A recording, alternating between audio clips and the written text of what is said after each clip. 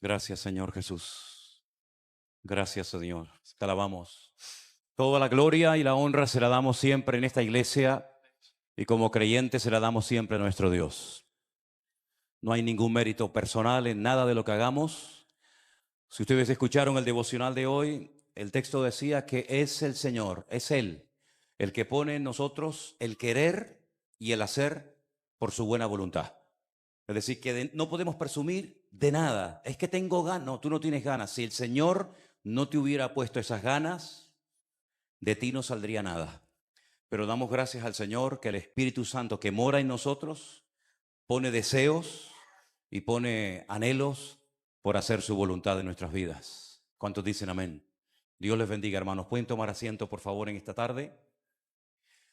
Vamos a seguir adelante con el resto del culto, pero hay un par de cositas que quería previamente decir. En primer lugar, estamos ya preparando las clases para los que se quieren bautizar. Saben que lo hacemos juntos con los hermanos del Puerto de la Cruz.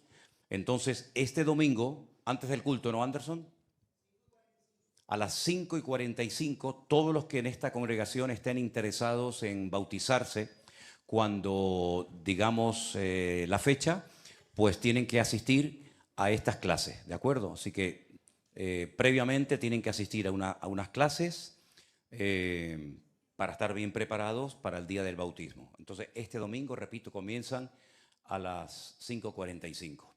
La otra cosa que quiero decir es que hablando con nuestra hermana Cristina y con otros hermanos de Estados Unidos, damos gracias al Señor porque la gente se está inscribiendo al Congreso Internacional que vamos a llevar a cabo el año que viene, en el mes de marzo, en Estados Unidos. Pero queremos animar a todos los que tengan la posibilidad y las fechas disponibles para que puedan asistir. Yo les animaría a que no se pierdan esta oportunidad porque va a ser un momento muy, pero que muy especial. También allí vamos a tener bautismos y también allí vamos a anunciar el comienzo de las clases para que también se preparen. Nuestro hermano Jerónimo acaba de publicar un libro. No sé si me estás haciendo la competencia o cómo es. No. Entonces, acaba de publicar un libro y creo que lo podemos poner ahí en la pantalla. Ahí lo tienen ustedes. El libro se titula El obrero y la obra, escrito por el hermano Jerónimo Idureta. Así es que los que estén interesados en adquirir este libro, que seguramente va a ser de mucha bendición y va a ser el manual de texto de la escuela bíblica cuando dé comienzo el año que viene, pues lo pueden adquirir en Amazon, ¿de acuerdo? No lo tenemos aquí en la iglesia. Pienso que sería bueno tener unos ejemplares siempre aquí en todas nuestras congregaciones, pero ahí está. Así que le damos gracias al Señor y felicitamos a nuestro hermano Jerónimo con un aplauso por su primer libro. Que sean muchos más, que sean muchos más. Siempre estamos tratando de producir buen material para los hermanos y también para las clases y para las células y las reuniones que se dan, no solamente en nuestro ministerio, sino también en muchos lugares. Sabemos que utilizan pues todos los libros que se han publicado para escuelas dominicales, para reuniones en hogares, etc. Ya tenemos en la lista de los primeros estudiantes de la escuela bíblica, de la Escuela de Formación de Obreros del próximo año en Alicante. Ya gracias al Señor se han anotado un buen grupo de hermanos, ya la lista está completa, ya no se puede anotar nadie más, tendrían que esperar para la siguiente tanda. Y recuerden que esto no son así clases simplemente para aprender de la Biblia, sino que el objetivo que pretendemos con estas clases es preparar obreros. Esa es la intención, preparar obreros para poder atender la cantidad de obras que tenemos y que no damos abasto. Y ustedes también tienen que saber que hay lugares donde no hay pastores, se reúnen frente a una pantalla, por ejemplo en Perú, en Colombia y en muchos lugares se reúnen en salones grandes de hoteles frente a una pantalla para ver el culto en directo, alabanza incluida, porque no tenemos suficiente número de obreros y de pastores para poder atender todos esos lugares. Pero yo confío que de los 20 y tantos que van a asistir a ese curso intensivo a partir del mes de abril, el año que viene, como mínimo, ¿cuántos digo? 15, dijo la... Yo con que salga uno a la obra del Señor me conformo, pero le tomo la palabra, hermana, que por lo menos 15 o la mitad, ¿no? Hay 24 en este momento. Vamos a decir que un 50% de los que van a asistir a esas clases dentro de poco tiempo estarán sirviendo al Señor a tiempo completo. Porque le voy a decir una cosa, es un privilegio el que usted forme parte de este ministerio. No lo digo en plan de orgullo, ni de arrogancia, ni mucho menos, sino lo digo porque en este ministerio hay oportunidades para todo el que quiera servir al Señor. ¿Sabe? Necesitamos músicos, buenos músicos. Necesitamos maestros de escuela dominical, necesitamos pastores, necesitamos futuras mujeres de pastores también. Sí, necesitamos prácticamente de todo. Y aquí en este ministerio, gracias al Señor, si no es aquí, es allá, y si no, más allá, hay oportunidades para servir al Señor. Así que el que no esté sirviendo al Señor, no me eche la culpa ni se me ponga raro. El que no esté sirviendo al Señor, mira, hay 1000 formas de servir al Señor. No te centres. No, lo mío es esto, no, lo tuyo es todo. Yo esta mañana estuve aquí trabajando. Nadie sabe nada. Yo soy el pastor, podría decir, yo soy el pastor. Yo vine aquí a hacer algunos trabajitos que hacían falta en la iglesia. Entonces aquí estamos para todo, para barrer, para fregar. Ahora mismo nuestro hermano Armando me llamó ayer y me dijo, mira, yo tenía que estar el jueves en la iglesia, pero hay tanto trabajo en nuestra finca de Alicante que yo no puedo dejar a Miguel solo. Entonces, ayer habían hecho ya 40 agujeros para los árboles que hemos comprado. De momento hemos comprado 140 árboles con un tamaño considerable y hay que hacer los agujeros para después trasplantarlos. Entonces, hay una máquina que hemos comprado para que haga los agujeros, pero la tierra está tan compactada, la tierra está tan dura, que no es fácil hacer los agujeros. Entonces el hermano Armando me dijo, mira, yo si no hay problema me voy a quedar hasta el domingo y el domingo estaré en el culto. Así que hoy tenemos en las cámaras arriba a nuestro hermano Luis, a la cual le agradecemos. Pero hay trabajo para todo, ¿eh? Ahí dice, bueno, es que yo soy cocinero. Cocinero, yo estoy desesperado buscando un cocinero o a una cocinera que nos dé de comer 3 meses cuando nos vayamos a Alicante a la finca, a los cursos. Así que si hay algún cocinero, alguna buena cocinera, pues es que estoy buscando músicos, estamos buscando de todo. Y por eso oramos al Señor de la mies, para que envíe obreros a la mies. ¿Cuántos dicen amén? Bien, y lo último que quería decir es que vamos a hacer ahora una oración por nuestra hermana Adelaida. Ella está ingresada en el hospital, es la mamá de Yoseli, la suegra de Luis, y en este momento ella está en el hospital, necesita estar en el hospital, y también necesita mucho de nuestras oraciones. Así que, por favor, encierra tus ojos un momentito. Vamos a orar por nuestra hermana, que el Señor ponga su mano sobre ella y que prontito la podamos ver aquí en la iglesia. El otro día yo no estaba, pero escuché el testimonio de nuestra hermana, tremendo, por cierto, que subió aquí arriba y dio testimonio de cómo el Señor había obrado en su corazón. Para el Señor no hay nada imposible. Por eso en esta tarde nos unimos como pueblo de Dios que somos, a favor de nuestra hermana Adelaida, que probablemente esté viendo el culto en este momento, y le mandamos saludos y también oramos por su vida, para que tú, Señor, pongas tu mano sobre ella. No nos importa lo que digan los médicos, la última palabra siempre la tendrás tú, Señor. Por eso te pido en el nombre de Jesús que tú fortalezcas todo su ser, Señor. Que todo su ser en este momento sea visitado por el poder de Dios, y que veamos a nuestra hermana nuevamente aquí en la iglesia cantando y alabando al Señor juntamente con nosotros. Gracias por su vida. Oramos también por Yoseli, que está allí en el hospital. Trae calma, trae paz a esta familia. Y también oramos, Dios mío, que esta palabra que vamos a compartir esta tarde sea de bendición para todos y para cada uno de nosotros. Te lo pedimos en el nombre de Jesús. Amén y amén. Gloria al Señor. Sigamos orando por nuestra hermana, ¿sí? Por favor. Hermanos queridos, quiero llevarles a Lucas capítulo 15 en esta tarde. Me imagino que ustedes han traído su Biblia, y si no, la vamos a poner en la pantalla en un momento. El Señor Jesucristo era un experto, un auténtico experto en contar historias tremendamente interesantes. Esas historias generalmente las conocemos con el nombre de parábolas. Una parábola es simple y llanamente una historia sencilla, fácil de entender, conocida, que guarda y encierra principios y enseñanzas espirituales que nos pueden hacer mucho beneficio espiritual a nuestras vidas. Parábolas, pues si comenzamos a mencionar las parábolas y las historias que el Señor Jesucristo contó, pues son muchísimas. La famosa parábola del sembrador. ¿A quién le gusta la parábola del sembrador? Que además tenemos la ventaja de que Jesús la explicó. No todas las explicó, pero la parábola del sembrador, muy bonita, de los terrenos, de las aves que se comen la semilla, de la que cae junto al camino. A mí es una parábola que siempre, no sé por qué, me ha gustado muchísimo. La parábola de las 10 vírgenes, ¿se acuerdan? Aquellas 10 chicas que fueron a esperar al novio, se quedaron dormidas, cuando se despertaron se dieron cuenta 5 de ellas, 50%, que no tenían aceite de repuesto y no pudieron entrar a la boda, no pudieron entrar a disfrutar de la comunión del novio. La parábola de mostaza, la semilla más pequeña de todas, que dice que se hace un arbusto, se hace un árbol gigantesco, de tal manera que las aves del cielo vienen y hacen sus nidos. Podríamos contar un montón de parábolas, pero curiosamente, no sé si ustedes se han dado cuenta, en el capítulo 15 del Evangelio de Lucas hay 3 parábolas. Hay una parábola de una pobrecita oveja que se pierde y no sabe volver a casa, y el pastor tiene que ir a buscarla. Hay una parábola de una señora, de una mujer que perdió una moneda, perdió dinero y no lo encontraba hasta que finalmente barrió y la encontró y fue un gozo tremendo, ¿no? Poder volver a encontrar su moneda perdida.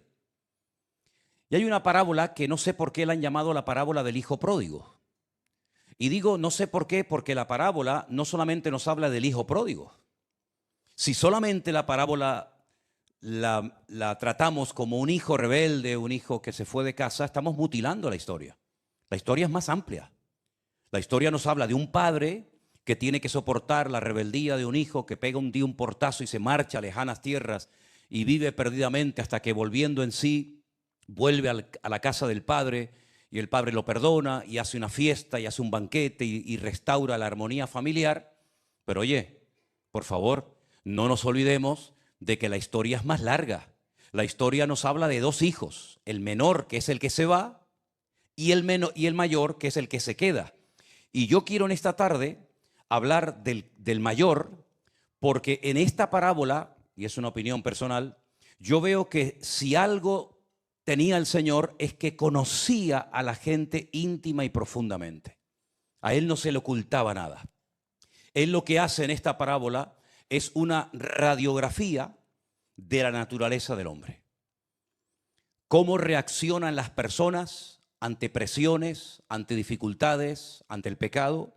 Sabemos que el menor se va de casa, termina perdiendo todo el dinero que el padre le dio, termina comiendo algarrobas como los animales, como los cerdos, lo cual era algo terrible.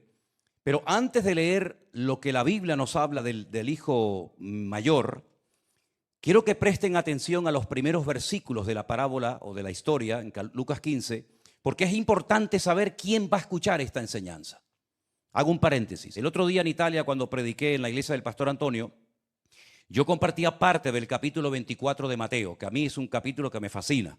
Lo he leído cientos de veces, casi te podría decir que me lo sé todo de memoria, pero no es una enseñanza que la dio a una multitud de miles y de miles de personas, como por ejemplo el famoso Sermón del Monte, capítulo 5, 6 y 7 de Mateo, dice que hay una multitud y a esa multitud el Señor le comparte las enseñanzas del reino, cómo se comporta un ciudadano en el reino de los cielos. Pero la enseñanza de Mateo 24 se la dio solamente a 4 discípulos, ni siquiera a los 12.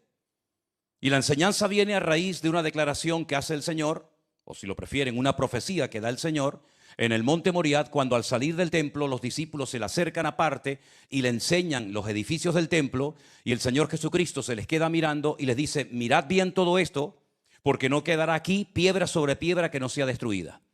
Ellos salen del monte Moriah, cruzan el torrente del Cedrón, y cuando están dentro del monte de los Olivos, concretamente en el huerto de Getsemaní, dice el Evangelio de Marcos que solamente 4, y eran 12, solamente 4 de sus discípulos, y nos da el nombre, Pedro, Jacobo, Juan y Andrés, llamándolo aparte, fijaros, llamándolo aparte, le dicen al Señor: Señor, dinos cuándo serán estas cosas, qué señal habrá de tu venida y del fin del siglo. Y una enseñanza impresionante, tremendamente profunda, se la da solamente a 4 discípulos.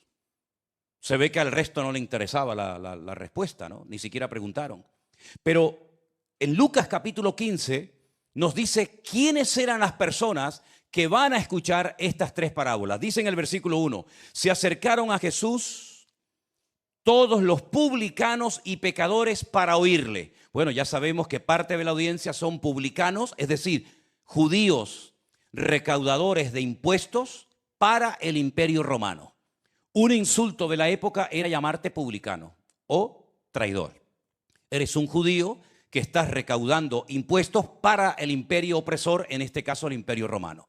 Eran personas despreciadas, nadie quería tener comunión con ellos, mucho menos ir a su casa a comer, cosa que Jesús hizo en varias ocasiones, incluso con el jefe de los publicanos, como por ejemplo era Zaqueo.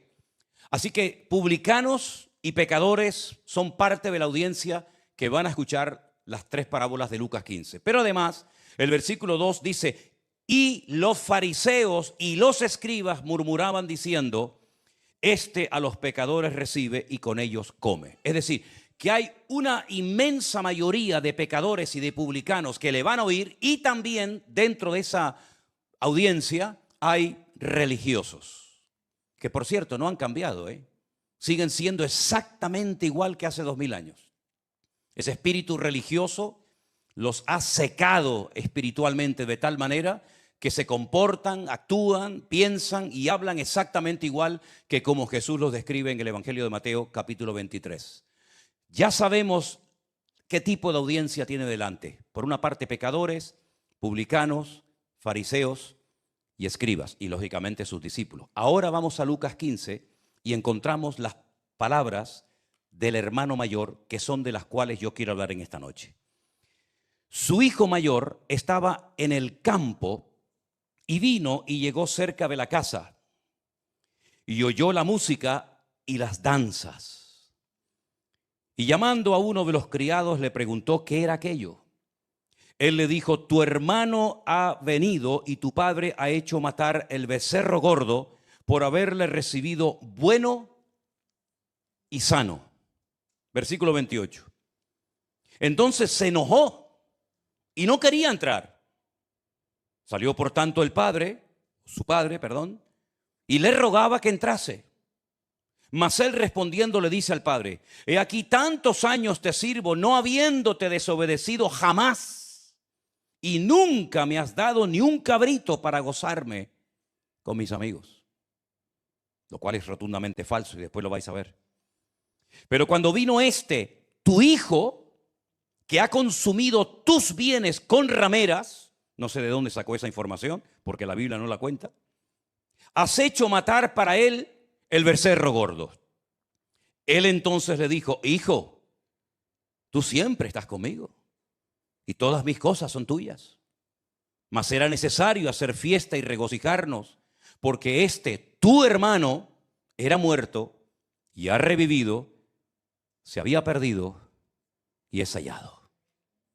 La Biblia dice al principio de la parábola que el hijo menor, versículo 12, le dice al padre, dame la parte de los bienes que me corresponde, y dice a continuación, tomen nota, y a los 12, y les repartió los bienes. Por lo tanto, eso de que nunca me has dado ni un pequeño cabrito para gozarme con mis amigos es rotundamente falso. Él también recibió la parte de la herencia. Hablemos un minutito, aunque no es mi objetivo, un poquito del muchacho, del que se va, del pródigo. Y tenemos ahí en la pantalla, la vamos a poner ahora, la definición de la palabra pródigo para que nos hagamos una idea qué es lo que significa esta palabra y por qué aparece en la Biblia. La palabra pródigo se emplea para hacer referencia a una persona que desperdicia y consume su hacienda en gastos inútiles y sin medida ni razón. ¿Qué les parece? Además, esta palabra pródigo se emplea para el que desperdicia generosamente la vida u otra cosa estimable. Y es el que malgasta sus bienes y se aleja de Dios. Así era el que se fue.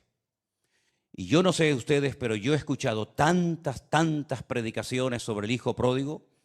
Es más, la primera predicación que oí en mi vida en una iglesia evangélica, precisamente fue sobre el hijo pródigo.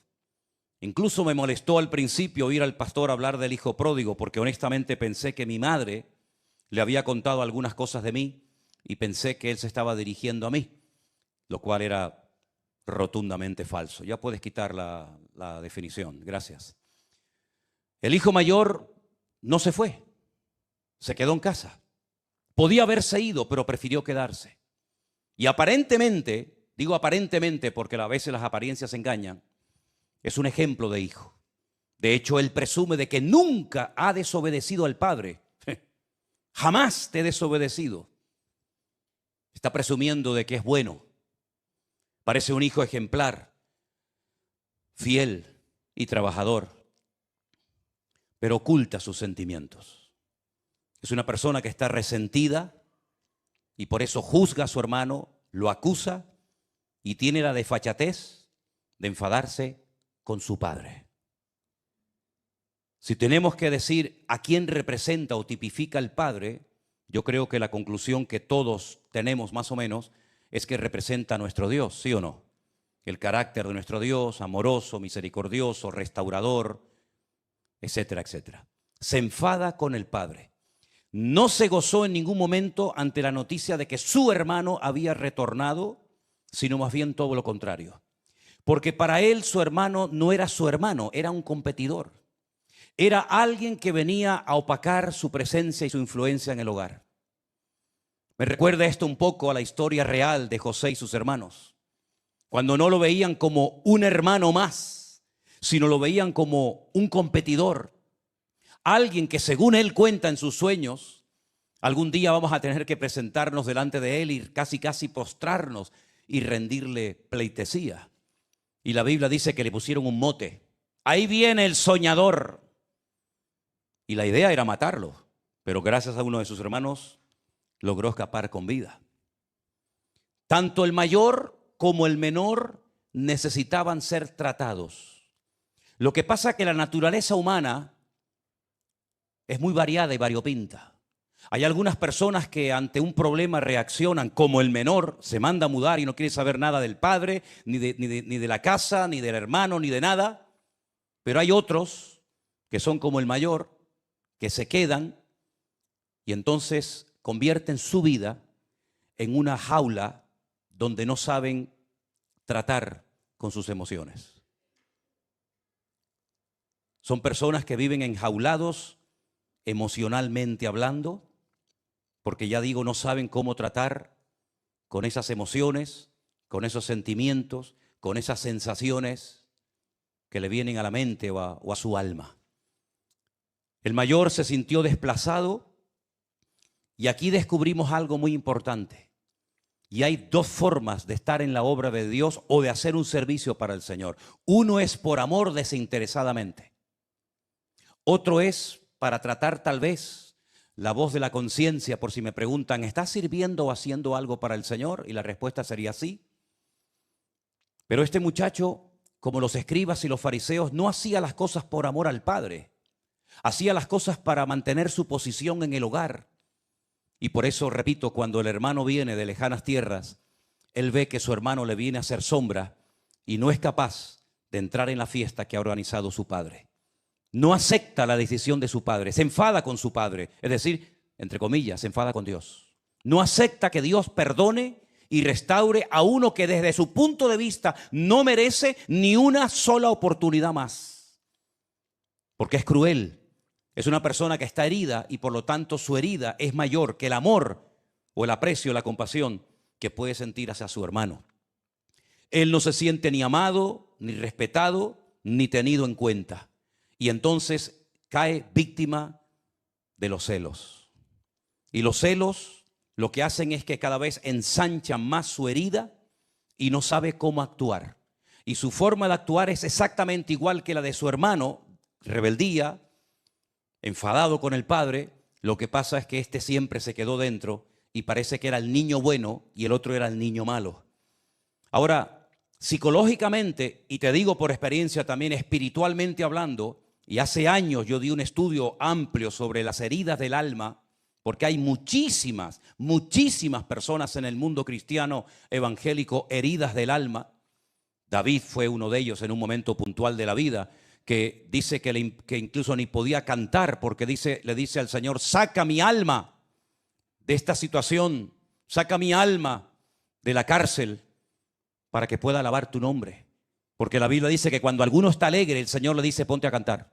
Y cuando te cuesta cantar y cuando te cuesta expresar tu alabanza, es porque tu corazón tal vez no está lo alegre que debería de estar. Y este mensaje y a este personaje yo lo he llamado el síndrome del príncipe destronado.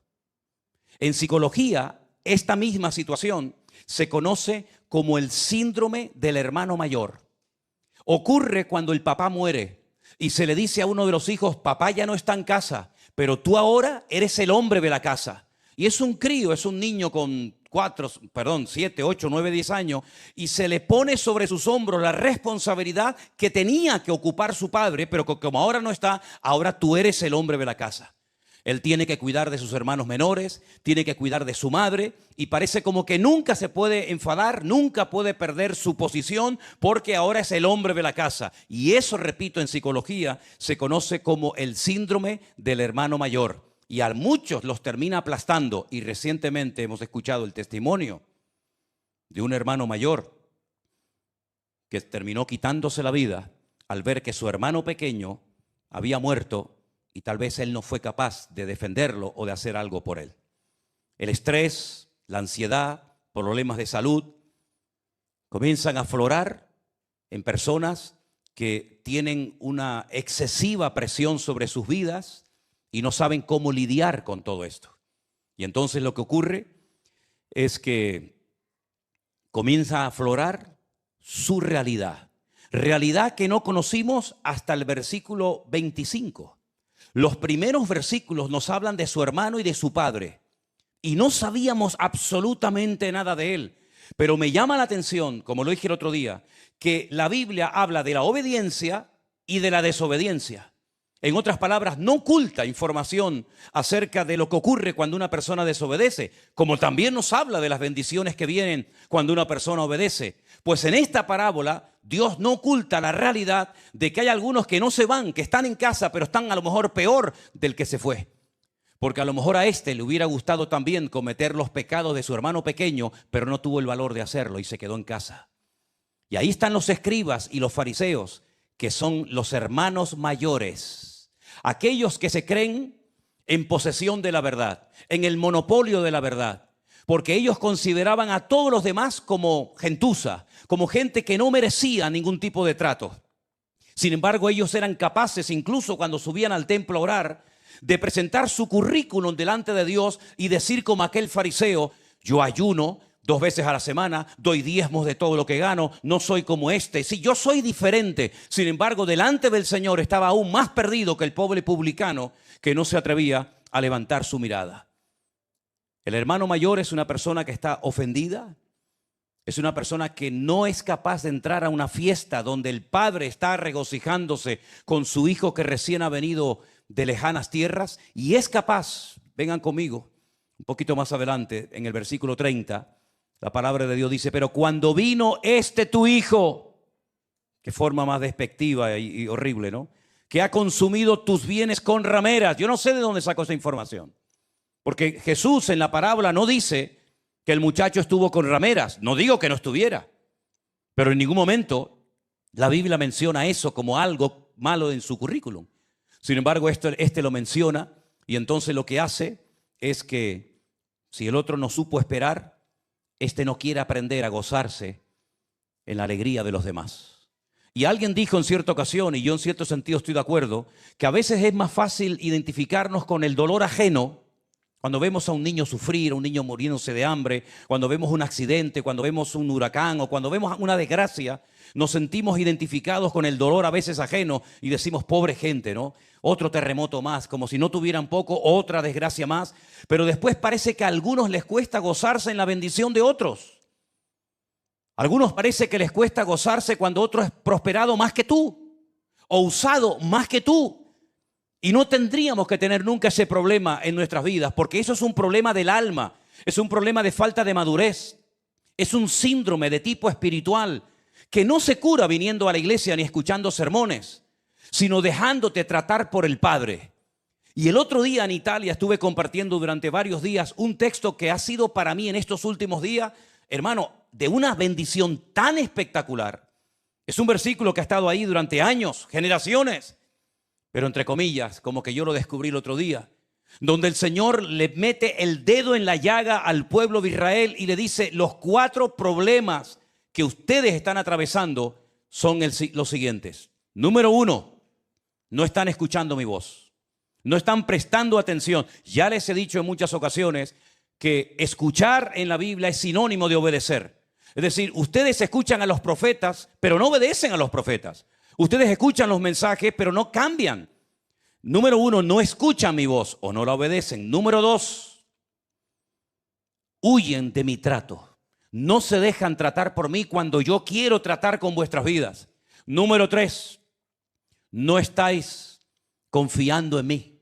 Y número 4, no se están acercando a mí. De esos 4 puntos, yo hice los mensajes que estuve este fin de semana dando en Italia, porque son puntos tremendamente interesantes. Sofonías 3:2, si no recuerdo mal.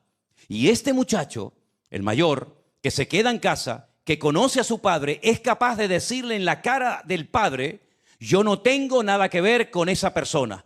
Cuando esa persona es su hermano. Cuando esa persona ha sido restaurada por el Padre, pero él no tiene un corazón restaurador, porque él está también hecho pedazos. Él también comía algarrobas, no solamente el que se fue, El que se fue comió algarrobas, pero tú también estás comiendo algarrobas. Las algarrobas de tus complejos, las algarrobas de tus emociones deterioradas, las algarrobas de tu vida poco fructífera o poco madura o casi nada. Tú también estás comiendo algarrobas. Ahora bien, yo veo en la palabra de Dios, desde el primer libro de la Biblia hasta el último, que Dios no se resigna a perder lo que ama. Dios lo que ama lo busca y no para hasta encontrarlo. Yo no sé cuánto tiempo pasó desde el pecado de Adán y Eva hasta que Dios lo busca. No lo sé. Creo que nadie lo sabe. Pero lo que está bien claro es que cuando el hombre pecó, se ocultó de Dios, huía de Dios. Y cuando Dios le habla y lo confronta, le dice: Adán, ¿dónde estás? Dices que oí tu voz. Ah, la oíste. Pero tuve miedo y me escondí. Pero Dios no para hasta encontrar a Adán y restaurarlo y enseñarle otra vía a través de la cual durante siglos el pueblo de Israel se estuvo comunicando y conectando con Dios. Yo veo que Dios no va a parar hasta hacer de ti lo que Él prometió o lo que Él decidió en su corazón hacer de tu vida. Así de claro. Yo no sé cuáles son los planes de tu vida. No lo sé. Yo sé cuáles son mis planes y mis objetivos en la vida. Pero yo sé que Dios tiene un plan para todos y para cada uno de los que estamos aquí y de los que están viendo este culto en directo y los que lo verán tiempo más tarde. Y Dios no va a parar hasta que haga de ti el hombre por el cual Él permitió que tú nacieras. Perderás el tiempo, te meterás en historia, harás lo que tú quieras, pero Dios nunca se va a dar por vencido ni se va a resignar a perder a una persona por la cual Él murió en la cruz del Calvario. Sí, Pedro le falló, pero el Señor lo restauró. Tomás dudó, pero el Señor lo restauró. En otras palabras, el Señor tiene un propósito para nuestras vidas. Y Él, te repito, te vayas de la iglesia, te quedes aquí o te vayas a donde quieras, Él no va a parar hasta hacer de ti, hermano y hermana, lo que Él ha decidido hacer de tu vida. Porque te recuerdo algo más por si lo has olvidado. Tu vida no te pertenece. Rompe tu agenda personal lo antes posible. Yo lo tuve que hacer hace 5 años. Hace 5 años mi objetivo era volver a lo que hacíamos, el culto, la iglesia, pastorear y poco más. Pero Dios rompió totalmente nuestros planes, nos cambió totalmente la vida. Y yo lo que les pido a todos y a cada uno de ustedes es que abras la vela de tu corazón y que te dejes guiar por el Espíritu de Dios. Que el Señor tiene grandes planes para tu vida. No los eches a perder. Deja que el Señor te trate, porque Él no va a parar hasta convertirte en el hombre y en la mujer que Él tiene diseñado para la vida. ¿Cuántos dicen amén? Pero hay millones de hermanos mayores en las iglesias que están dormidos. Hay millones de hermanos en las iglesias que son como el hijo mayor, perdidos en casa. Aquel se perdió lejos, pero este estaba perdido, pero en casa. pero se enfadaba con el Padre. Y también necesitaba una restauración en lo más profundo de su ser. Una vez al mes se lee en este púlpito 1 Corintios 11. Ya casi los podríamos leer de memoria o decir de memoria. 1 Corintios 11 nos habla de la Santa Cena, ¿se acuerdan, verdad? Primer domingo de mes siempre se lee lo mismo. Y una de las cosas que leemos habitualmente es: examinaos a vosotros mismos, probaos a vosotros mismos. Y dice Pablo en esa porción bíblica, y observen la iglesia, observen. Un montón de gente enferma, gente débil, y algunos se murieron. Y vuelve a repetir: probaos a vosotros mismos a ver si estáis en la fe. Examinaos a vosotros mismos para que no comáis para juicio, sino para bendición. En otras palabras, nosotros podemos condicionar nuestro estilo de vida. ¿Quieres alimentar tu timidez y vivir del cuento de tu timidez toda la vida? Sigue. Y toda la vida serás el tímido que fuiste toda tu vida, porque nunca quisiste dejar de serlo. Yo también era tímido. Yo también era muy tímido. Y huía de la gente, no soportaba lugares donde hubiera gente. Siempre me gustaba estar a mi aire. Y mira lo que hizo Dios conmigo. No soportaba fotografías. Toma fotografías. No soportaba el tener que atender a este y al otro y a esta y a la otra y me pegaron. Ahí tienes. No quieres sopa, toma dos tazas. Hermanos queridos, Él nos compró a precio de sangre, ¿se acuerdan? ¿O lo hemos olvidado? Él nos compró, ¿eh? Nuestro cuerpo no es nuestro, ni siquiera nuestro cuerpo nos pertenece. Tenemos un dueño por encima de nuestras cabezas. Él es nuestra cobertura y es el Rey de Reyes y Señor de los señores. Y nosotros necesitamos preguntarnos por qué estoy haciendo lo que estoy haciendo y con qué actitud lo estoy haciendo. Ustedes saben que todos los pastores, Jerónimo tiene las suyas, algún día te imitaré, Anderson tiene las suyas, y yo tengo las mías.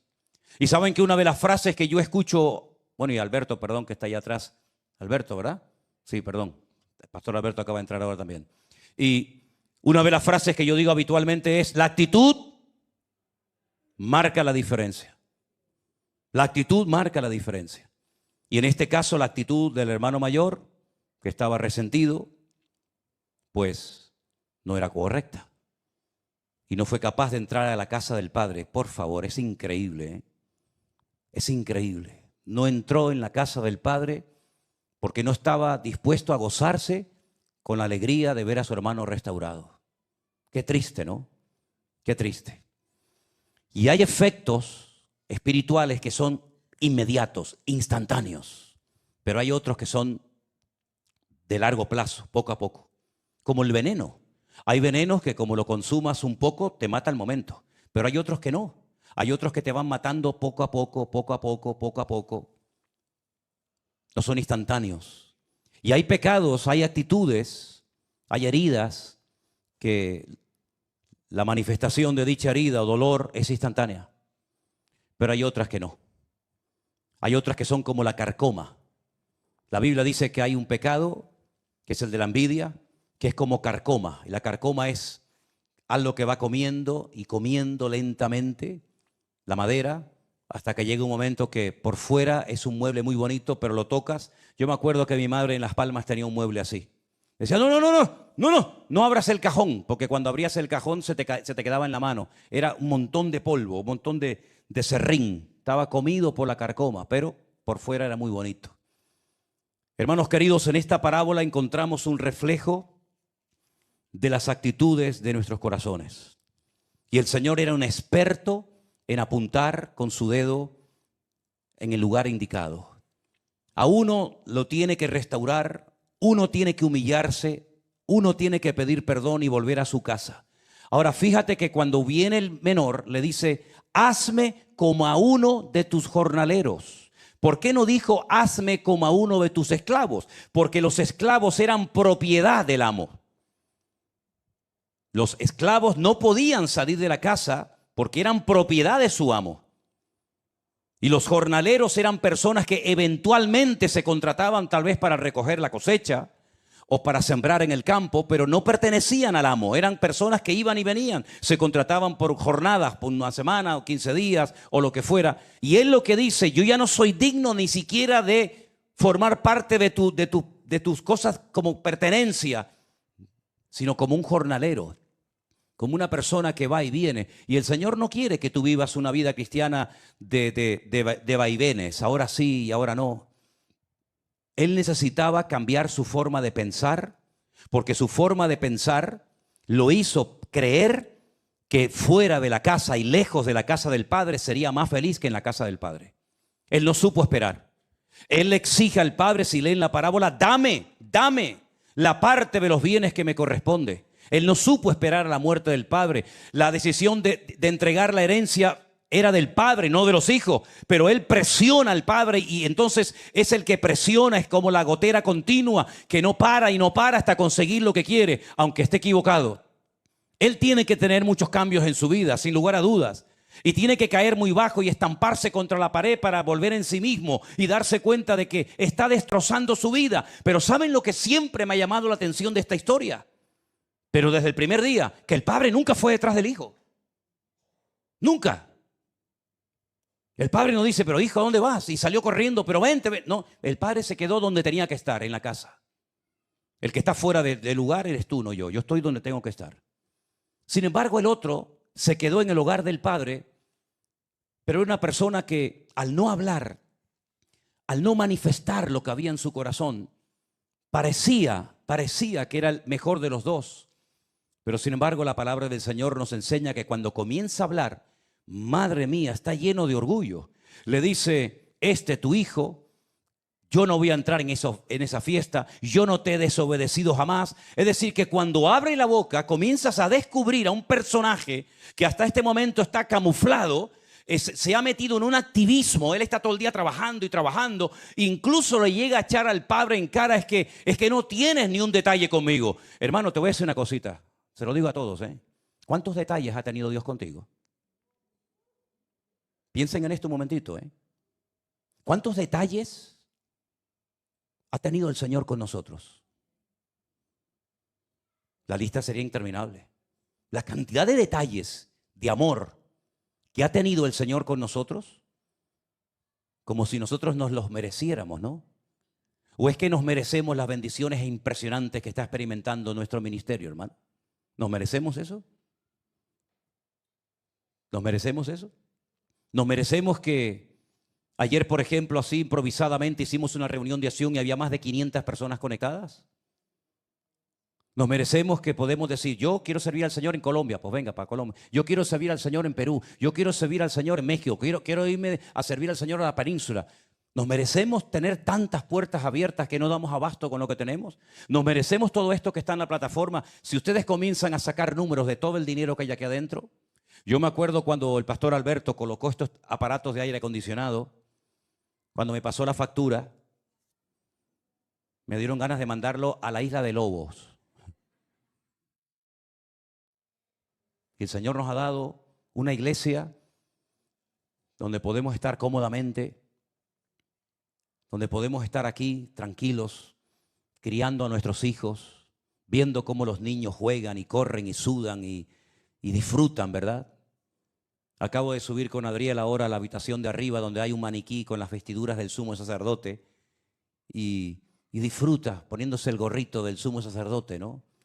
Es una bendición tremenda el poder estar en este lugar tan hermoso que el Señor nos ha dado, aunque Elena ya me viene diciendo últimamente, oye, hay que buscar un lugar más grande para la iglesia, hay que buscar un lugar más grande. Digo, yo ya no tengo energía para eso, eso se lo voy a dejar a Anderson y a Jerónimo, yo ya no tengo energía para eso, estoy en otra onda ahora mismo.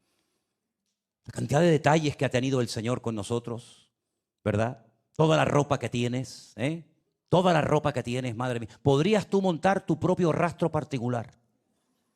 Tú montarías mañana un rastro con todos los zapatos, todas las camisetas, todos los pantalones, todas las camisas, todo lo que tienes, tú montarías un rastro mañana. Tienes coche, ¿verdad? Algunos tienen moto, gloria a Dios. Tienes una casita donde poder refugiarte. ¿Quién nos iba a nosotros a decir hace 5 años que íbamos a tener una finca en la península? y que íbamos a plantar cientos de árboles. ¿Quién nos iba a decir eso si no podíamos pagar ni el alquiler de la iglesia? Cuando aquel domingo famoso vino aquel señor y nos dio el equivalente a 3 meses que casi debíamos, más aparte del IRPF, los impuestos. ¿Quién nos iba a decir a nosotros que íbamos a tener esas propiedades en la península? ¿Verdad? Hermanos queridos, nuestros corazones tienen que estar tan agradecidos que yo me emociono cada vez que conozco gente nueva y nos dicen: yo me convertí a través de ustedes, yo escuché los devocionales, yo escuché un culto, yo escuché a este pastor, escuché al otro pastor. Me emociono después de estar tantos años metidos en esto, porque me doy cuenta de que el Señor ha sido tan bueno con nosotros, hermanos, pero tan bueno con nosotros, que no hay ni una sola queja en nuestros corazones hacia el trato que Dios ha tenido conmigo. Yo no sé hasta dónde nos permitirá ir el Señor, no lo tengo ni idea. Lo que está bien claro, y lo he dicho muchas veces, y no lo digo como reproche, sino es una cruda realidad, me queda menos de lo que ya he vivido, evidentemente. Pero queridos hermanos, lo que muchos de ustedes van a heredar cuando los que estamos hoy en día en el ministerio no estemos, ustedes no son conscientes. En mi época te decían: ¿quieres servir al Señor? Coge tus maletas, te vas a una isla como por ejemplo La Gomera o donde sea, abres una iglesia y cuando esté la gente preparada para ser bautizadas, nos llamas que nosotros tenemos que ir a bautizarlo, porque ni siquiera nos daban permiso para bautizar a la gente, ni para repartir el pan y el vino en un culto. Así empezamos nosotros. Yo pedí muchísimas veces en la piscina municipal AutoStop para poder ir al puerto de la Cruz, una iglesia, no la de Marcos, sino otra iglesia que en aquel momento se estaba abriendo por las asambleas de Dios. Muchísimas veces, y muchas veces no me llevaban directo, sino que me dejaban en Santa Úrsula, otro me dejaba en La Laguna y tenía que coger otro. Y después por la noche, sin un duro en el bolsillo, me tenía que volver otra vez en AutoStop a la calle Goya y Velázquez a pegarme una ducha después de haber sudado un montón con un trozo de manguera así que me había dado un pastor, un misionero americano, para poder ducharme. Y qué privilegio poder orar hoy en día para decir: Señor, manda obreros que los podemos atender, los podemos cuidar, podemos darle trabajo a otras personas, que es una de las cosas que más me gusta en esta vida, poder darle trabajo a la gente. Hermano, ¿no está tu corazón agradecido? ¿No está tu corazón agradecido? Vamos a hacer como este que dijo: ni un cabrito me has dado, ni un cabrito. Nos ha dado rebaños enteros, hermanos. No un cabrito, rebaños enteros nos ha dado. Ahora en enero se marcha Damaris. Y no esta Damaris, sino Damaris, la esposa de Alberto, a Estados Unidos. Hermanos, nosotros hemos hablado con los hermanos de Estados Unidos para que la obra en Estados Unidos los atienda y los cuide los 3 meses que van a estar allí. ¿Cuándo se nos pasaba por la cabeza poder mandar a una persona a otro país para poder ayudar a nuestros hermanos allí que no tienen un pastor fijo? ¿Cuándo se nos pasaba eso por la cabeza? Sin embargo, el Señor ha sido tremendamente bueno con nosotros. No hay ni la más mínima queja en nuestros corazones, como lamentablemente la hubo en este muchacho que dice: ni un cabrito me has dado para gozarme con mis amigos. Ah, si te hubiera dado un cabrito te hubieras gozado con tus amigos, ¿verdad? ¿Y por qué no te gozas con tu hermano? Porque si buscas gozo, si buscas alegría y si buscas buena comida, ahora tienes la mesa servida. Entra y come con tu hermano. Pero no, él prefería gozar comiendo un cabrito con sus amigotes que entrar a la casa del Padre y dar un abrazo a su hermano y decirle: mira, perdóname, te critiqué, te juzgué, te traté mal, pero vamos a restaurar la paz en el hogar, porque eso es lo que el Señor quiere para nosotros. Así que, mis queridos hermanos, hagamos siempre todo con una buena actitud, no esperando nada del hombre, que es la mejor manera de no ofenderte nunca, no esperando nada del hombre, pero sabiendo que el Señor no nos debe nada a ninguno de nosotros. No dejes en ningún momento que una herida, que un resentimiento, que un temor, que un complejo, que una duda o lo que sea te desplace. Porque quiero terminar diciendo esto. El capítulo 15 del Evangelio de Lucas nos habla de 3 cosas que se pierden. Yo añadiría 4. Se pierde una oveja, pobrecita. Se pierde una oveja porque es un animal torpe, un animal casi diríamos que inútil, no tiene sentido de la orientación, y hay gente que se ha perdido en la vida porque son inútiles, porque son torpes espiritualmente hablando. Pero gloria a Dios que tenemos un buen pastor que nos va a buscar cuando cometemos torpezas y equivocaciones, y a pesar de nuestros errores como ovejas descarriadas, porque todos nos descarriamos como ovejas, ¿verdad? Cada cual se apartó por su camino. Tenemos un buen pastor que nos va a buscar. Amén, hermanos. Pero también tenemos una moneda, y la moneda, ¿qué culpa tenía? Ninguna. Pero otra persona que tenía que haber cuidado de la moneda no cuidó adecuadamente. Y puede ser que la persona que tenía que haberte cuidado no te cuidó y te perdiste. Como aquel muchacho que lo cuidaba a una mujer que salió corriendo y se le cayó de los brazos y se quedó lisiado de los pies para toda la vida. Así que a veces nos perdemos por nuestra torpeza, por nuestra ignorancia, y a veces vamos a decir que nos perdemos porque alguien que nos llevaba en brazos nos dejó caer y nos descuidó. Pero igualmente el Señor no paró hasta encontrar la moneda, lo perdido. Y después estos dos hijos, el que se va y el que se queda, ambos están perdidos. Yo me siento identificado con el hijo pródigo. Repito, esa fue la primera predicación que oí en mi vida. Yo quise volver a la casa del Padre, pero lo que no quiero es estar nunca perdido en la casa del Padre. Yo me perdí en el mundo, no demasiado tiempo, pero estuve en el mundo, fui hijo pródigo, pero volví a la casa de mi padre. Pero aquí ahora en la casa no quiero estar perdido, quiero estar activo, y que todo lo que haga no lo haga como reproche, no lo haga para llamar la atención, no lo haga para sentirme bien conmigo mismo, sino lo hago porque amamos al Señor. Y cualquier cosa que usted haga, hágalo con amor, como para la honra y la gloria del Señor. Y entonces el Señor, si lo cree conveniente, pues nos bendecirá y nos ayudará para convertirnos en cristianos maduros y firmes en los caminos del Señor. Si hay alguien perdido en la iglesia, si hay alguien esta noche perdido aquí dentro, lo que tienes que hacer es entrar en el gozo de tu Señor y decirle: Señor, yo no quiero estar perdido en la casa de Dios. Yo no quiero estar perdido en la iglesia. Yo quiero servirte con alegría, con gozo. Y si tienen que ser restauradas áreas de tu vida, ¿qué problema hay? ¿Acaso el Señor no lo puede hacer? Amén, hermanos. ¿No ha restaurado a gente peor que nosotros? Yo nunca negué públicamente a Jesús. Pedro lo hizo. Y el Señor le dio una segunda oportunidad, cosa que el hermano no quería hacer con su hermano menor. Hay gente que no le da una oportunidad nunca a la gente. Me fallaste y ahí te quedas. Porque hay gente que es muy cruel con los demás, no con él o con ella. Con los demás son tremendos. Pero nuestro Dios es un Dios que nos da oportunidades. Y hoy es una oportunidad nueva que ese Dios nos está dando para estar bien delante del Señor, para gozarnos en el servicio, y que todo lo que hagamos, el Señor diga: buen siervo fiel. Sobre poco has sido fiel, sobre mucho te pondré. Que nunca el síndrome del príncipe destronado se apodere de nuestra vida, sino que sepamos que en Cristo estamos en una posición correcta y exacta, y de ahí nada ni nadie nos podrá separar jamás, porque el Señor nos cuidará todos los días de nuestra vida.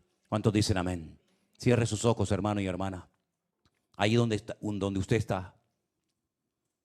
Pídale al Señor en esta tarde lo que usted crea conveniente que necesita su vida. Dígale al Señor: quiero alinear mis sentimientos, mis emociones, mis pensamientos y todo mi ser. Quiero alinearlo contigo y con tu palabra. De hecho, ahí está la clave.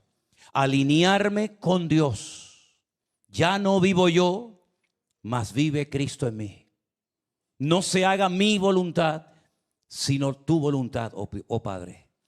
Nuestros sentimientos, nuestras emociones, nuestros pensamientos, nuestras actitudes tienen que ser alineadas con Dios y con su palabra, para que de esa manera haya bendición y vida eterna.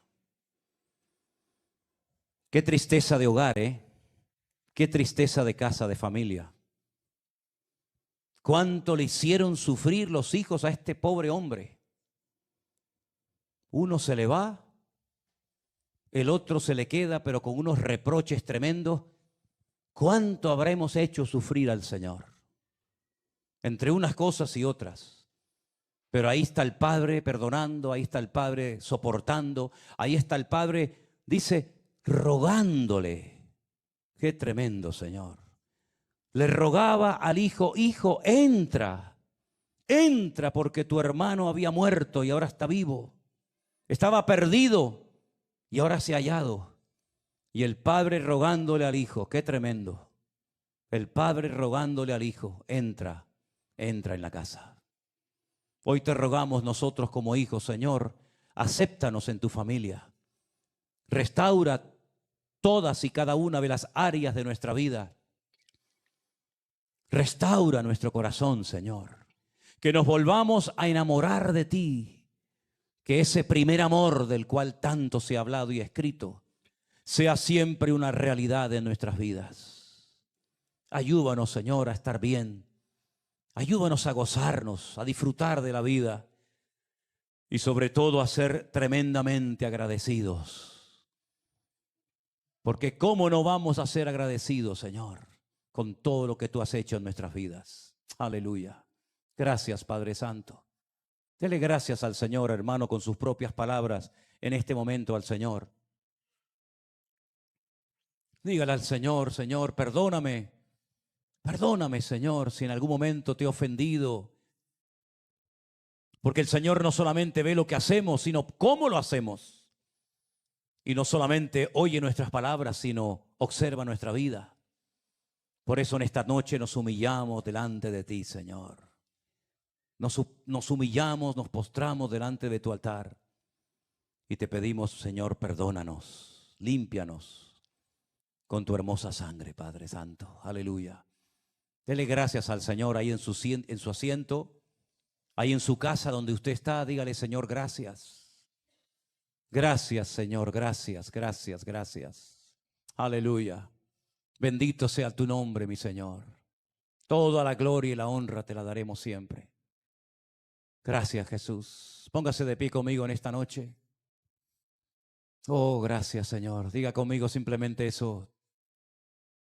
Gracias, Señor. Aleluya. Gracias, mi Señor Jesús. Te adoramos. Me haces, dígala conmigo fuerte. Y gracias. Aleluya. Gracias, Señor. Gracias, mi Señor Jesús. Aleluya. Gracias, Señor. Gracias. Que nunca falte esa palabra de nuestras bocas. Que siempre seamos un pueblo y una iglesia agradecidos por todo lo que el Señor nos ha dado. Y si crees que el Señor no te ha dado algo que tú crees que merecías, igualmente te doy gracias, Señor. Porque sé que Dios no me debe nada. ¿Cuántos lo saben? Dios no me debe nada, pero yo a Él le debo todo, por supuesto, incluso hasta la vida. Que Dios nos bendiga a todos, hermanos queridos. Llévese esta palabra en su corazón y nos preparamos para recoger la ofrenda en esta tarde, que no es algo menos importante por hacerlo al final, sino por darle la oportunidad a todos, incluso a los que a lo mejor llegan un poquito tarde, para también participar. Póngase siempre por delante, siempre tienen que estar delante, para que tengan la oportunidad de poder participar de este privilegio de poder aportar a la obra del Señor. Quiero decirles que todos los árboles que se han comprado por ofrendas, por donaciones de hermanos de diferentes partes del mundo que sintieron en su corazón colaborar con esto para hacer de esa finca un lugar hermoso para poder seguir disfrutando de ella. Y todo lo que hacemos en la vida, todo lo que hemos recibido hasta el día de hoy, es por la generosidad de nuestro Dios. Nosotros como iglesia no recibimos ningún tipo de subvención de nadie, de ningún organismo oficial, ni mucho menos, ni lo pretendemos. Dios nos dio el privilegio de colaborar con la obra de Dios. Y todo lo que usted ve, todo lo que usted puede observar con sus ojos, todo ha sido porque Dios ha puesto en el corazón de muchos hermanos, en el pasado y en el presente, de poder comprar estos micrófonos, estas cámaras, estos instrumentos, estas sillas, esta alfombra, etcétera, etcétera. Todo es por la generosidad del pueblo de Dios y a Él le damos las gracias. Padre, gracias por este privilegio que nos das de poder ofrendar de poder diezmar para tu obra. Bendice, Señor, a todos y cada uno de los hermanos que lo harán. Y si hay alguien que no pueda hacerlo, pues bendícele también, Señor, para que en algún momento pueda tener este privilegio de poder participar. Bendice todo lo que hagamos siempre para ti, en el nombre de tu amado Hijo Jesús. Amén y amén. Dios les bendiga, queridos hermanos. Recuerden el domingo 6:15 con el pastor Anderson. Tenemos las clases de bautismo. Y voy a pedirle a Alberto, que ha venido hace un ratito, si puedes despedirnos en oración en esta tarde. Oramos a nuestro buen Dios, dándole gracias por este privilegio que nos ha dado de poder estar esta tarde en este lugar alabando al Señor. Cierra tus ojos, oramos a nuestro Señor y nos despedimos con oración. Aleluya. Gracias, Padre.